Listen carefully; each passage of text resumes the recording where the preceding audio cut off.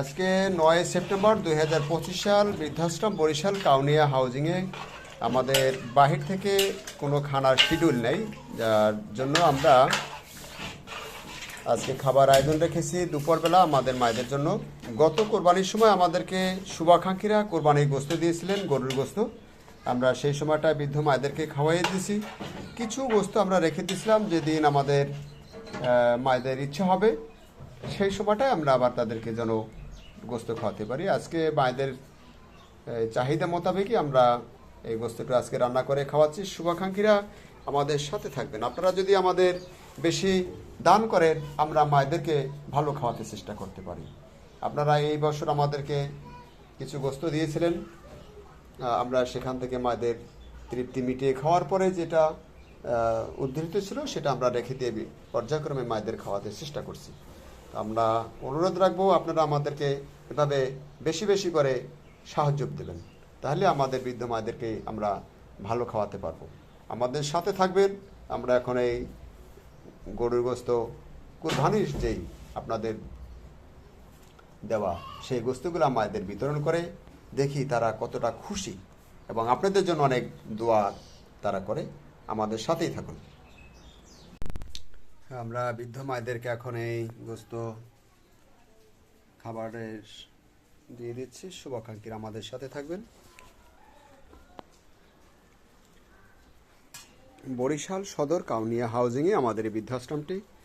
আমাদের সাথে যারা যোগাযোগ করবেন শুভাকাঙ্ক্ষীরা 01726713172।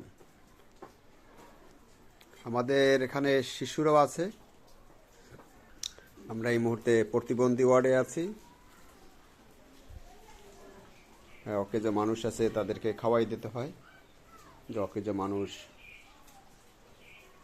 বিছানালগ্ন মানুষ, তাদেরকে খাওয়াই দিতে হয়। প্রতিবন্ধী সেকশনে এই মুহূর্তে আমি। আমাদের আরও বেশ কয়েকটি শাখা আছে।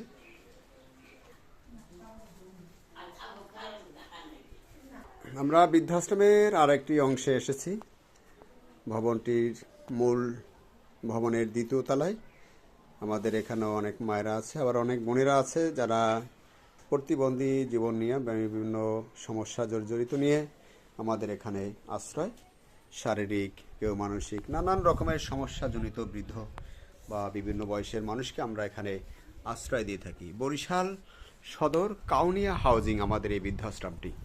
শুভাকাঙ্ক্ষীরা আমাদের বৃদ্ধ মায়েদেরকেও দোয়া করবেন, আমরাও দোয়া করি সকলেই যেন ভালো থাকে,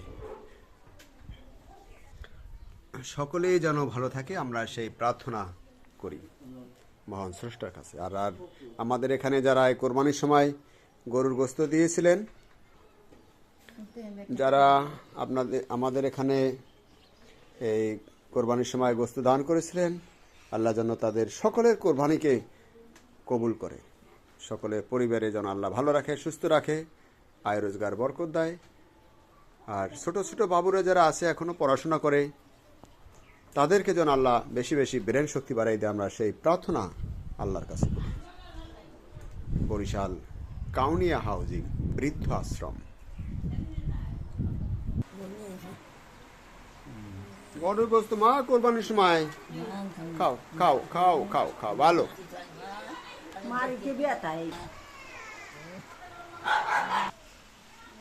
বৃদ্ধাশ্রম বরিশালে মায়েদের